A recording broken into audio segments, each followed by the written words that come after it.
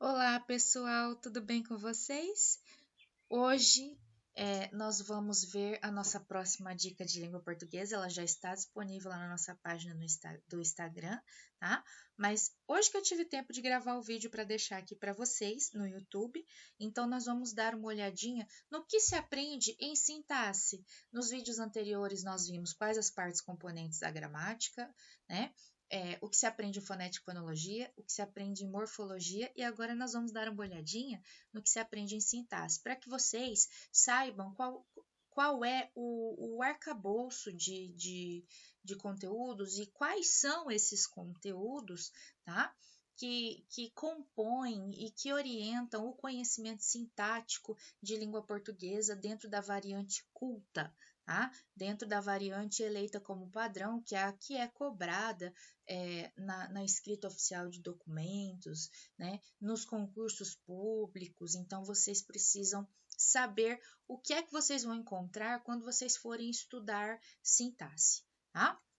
Então, vamos dar uma olhadinha nisso agora, tá?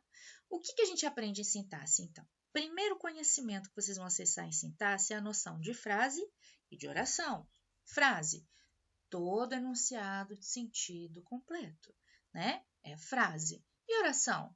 Também é todo enunciado de sentido completo, mas tem um diferencial. Tem a presença de um verbo ou de uma locução verbal. Olha só, né? É por isso que a gente costuma dizer que toda oração é também uma frase, né? Tem sentido completo. Mas nem toda frase é oração. Por quê? Porque para ser oração precisa da presença do verbo ou da locução verbal. Tá bom?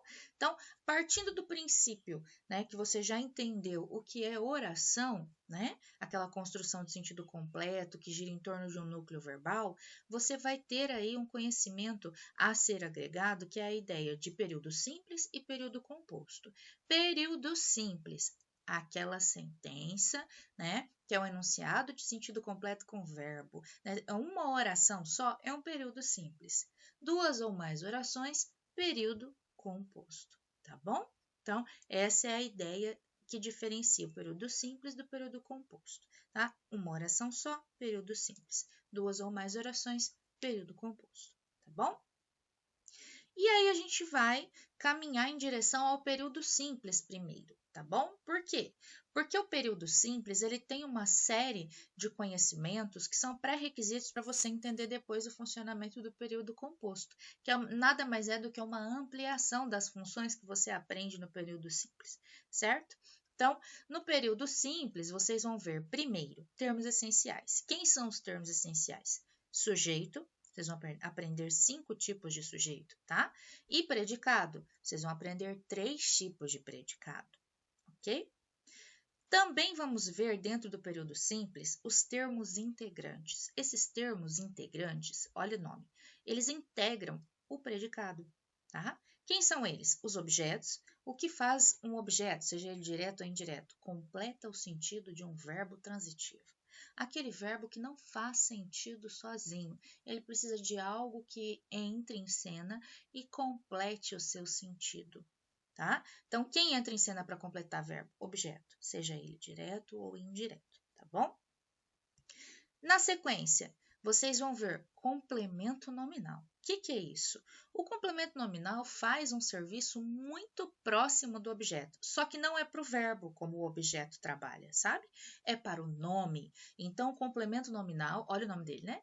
Completa um nome. E quem é que pode ser nome, né? Dentro de uma construção oracional para eu poder encontrar esse complemento nominal. Você pode encontrar substantivos que não vão fazer sentido sozinho, vão precisar do complemento nominal, adjetivos e advérbios. Olha só, né? Essas 3 classes gramaticais, que são conhecimentos que você adquiriu lá na morfologia, são consideradas nome. E quando elas não fazem sentido sozinhas, elas precisam do complemento nominal para trabalhar em conjunto com elas, tá bom? Na sequência, aprendido, objeto e complemento nominal, vem o agente da passiva. Quem é o agente da passiva? Você tem lá uma oração na voz passiva, né? E tem aquele que executa a ação do verbo. Este é o agente da passiva. Tá? O que eu estou fazendo aqui hoje é dar para vocês uma noção de cada um desses componentes, tá? Para quê? Para servir de fio condutor para vocês poderem organizar os seus estudos. Então, o aprofundamento disso pode vir posterior em outras dicas, ou mesmo você ir buscando nos seus estudos entender por meio de exemplificações e ampliações de estudo o que cada um desses elementos faz, tá? Eu tô nesse momento, né? Estou pincelando a função de cada um, tá? Que a ideia é fazer vídeos curtos. Então, o agente da passiva é aquele que executa a ação do verbo numa oração que está na voz passiva, tá bom? E junto a esses três aqui, tem um termo que ele não é necessariamente um termo integrante, mas ele é explicado em conjunto aqui, tá? Que é o predicativo. O predicativo, ele pode ser predicativo do sujeito ou do objeto. O predicativo ele é uma característica que pode remeter ao sujeito da oração ou ao objeto da oração, tá bom?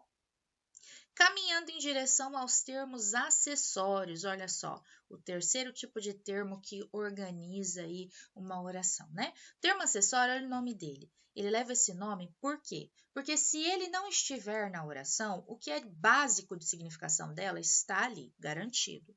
Se ele estiver, né, fazendo ali a sua função de termo acessório, ele vai ampliar essa informação, ele vai adornar essa informação. É o mesmo raciocínio do uso de acessórios para nós, um brinco, um relógio, uma corrente, uma pulseira. Você não deixa de ser quem você é sem o acessório, mas quando você está com o acessório, você está mais adornado. Olha só, é o mesmo raciocínio para a sentença, tá bom? Então, vamos aqui descobrir quem são os termos acessórios. Eu tenho os adjuntos adnominais, tá? Que são termos que vão ficar junto ao nome para ampliar a informação dada por ele. Então, notem, aqui a gente tem que ter um conhecimento que é pré-requisito lá da morfologia, ou seja, ele vem lá da morfologia nos ajudar para saber quem é que pode funcionar como adjunto adnominal em torno de um nome, em torno de um substantivo. Olha só, quem pode ser adjunto adnominal? Artigo, numeral, pronome, adjetivo, locução adjetiva. Todas essas informações não moram na sintaxe, são conhecimentos da morfologia, que em caráter de pré-requisito vão ajudar você a entender esse conhecimento agora que é de nível sintático. Então, aprender língua portuguesa, eu estou usando essa deixa para mostrar o que para vocês? Que aprender língua portuguesa é sempre pensar que o que você aprende agora é base para você aprender outra coisa mais adiante. Não se pode fragmentar o estudo de língua portuguesa. Você tem que sempre ter noção de que o conhecimento em língua portuguesa, ele é um contínuo, ele é uma engrenagem. Esse motor só roda, ele só tira o carro do lugar se todas as peças componentes estiverem muito bem encaixadas, né? Todas as engrenagens estiverem no rumo certo. Então, procure sempre tirar o máximo de proveito de cada objeto do conhecimento que você acessa em língua portuguesa. Em algum momento, fora aquele que você está aprendendo e se apropriando dele, te será útil também em outras circunstâncias, como é o caso agora no adjunto adnominal, que eu preciso saber o que é artigo, o que é adjetivo, o que é locução adjetiva, o que é numeral e o que é pronome. Olha só, né? Conhecimentos morfológicos, ok? Fica aí uma dica dentro da dica, né? Então, vamos ao adjunto adverbial.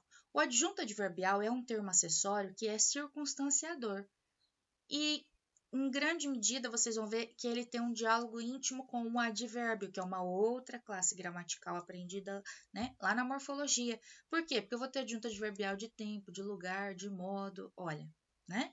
Então, onde eu aprendo isso? Lá na morfologia com os advérbios, tá bom?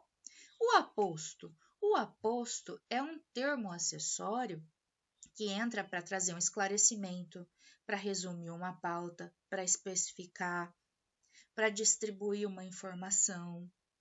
Notem, então, o aposto é uma informação extra, tá? Pode ser resumitiva, pode ser especificativa, pode ser distributiva, pode ser, né, explicativa e assim por diante, tá bom? Então, este é o aposto.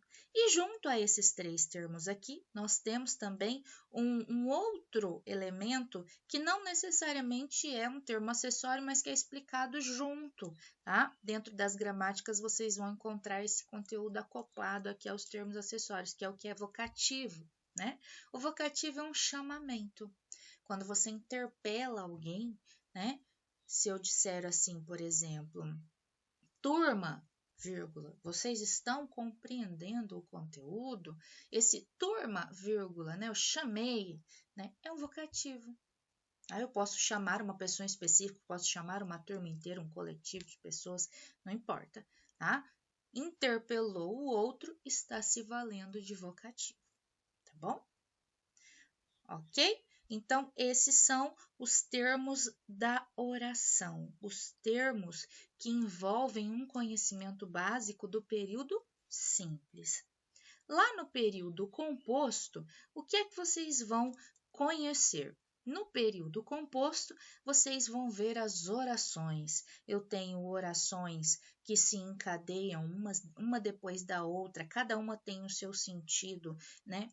Independente, mas elas foram colocadas justapostas para dar uma informação maior, que são as nossas orações coordenadas, né? Elas não dependem uma da outra, mas se encadeiam, se coordenam para passar uma informação maior. Essas são as coordenadas. Elas podem ser assindéticas, unidas apenas aí com sinal de pontuação, né? Ou sindéticas, unidas por meio de conectivos, de conjunções. Olha só, um outro conhecimento lá da morfologia fazendo sentido aqui na sintaxe, né? Pré-requisito, para entender o processo de classificação das orações coordenadas sindéticas, ó, precisa saber um pouquinho sobre conjunção, que é uma classe gramatical da pauta anterior, tá bom?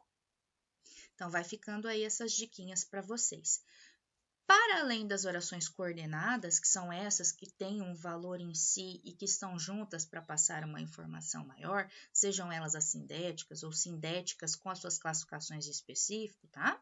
Vocês vão acessar e compreender como isso funciona. Nós temos as orações subordinadas. Por que subordinado? O que é ser subordinado? É ser subserviente a outro elemento, a outro ser. Né? Então, eu tenho o patrão e eu tenho o empregado. O empregado é subordinado ao patrão, olha só. É como se você tivesse uma oração, né? Que é patroa, e a outra entra para trabalhar para ela, prestando um serviço, preenchendo uma lacuna que lhe falta. Então, ela é subordinada da oração principal, daquela que é chefe dela, a patroa, né? Então, vocês vão ter aí nas orações subordinadas, que são dependentes umas das outras, exatamente por conta dessa ideia, né, de subordinação, né, a principal falta alguma coisa que a subordinada há de preencher. Olha só como é o raciocínio desse processo, né? Vocês vão estudar as orações subordinadas substantivas, vocês vão estudar as orações subordinadas adjetivas e as orações subordinadas adverbiais. Cada uma delas tem as suas classificações próprias, né? Vocês vão ver, por exemplo, só a título de exemplificação rápida para o vídeo não ficar tão longo, tá?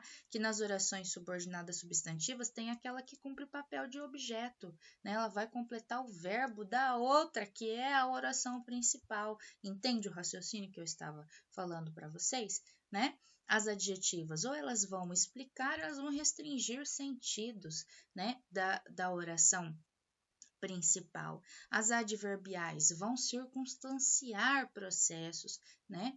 Então, notem, cada elemento desse aqui sempre vai estar trabalhando com a ideia de conhecimento que é pré-requisito. Então, por isso a importância de se estudar português, compreendendo que um conhecimento ele ajuda a entender não só o seu próprio fluxo, mas ele também vai servir de base para você entender as pautas posteriores.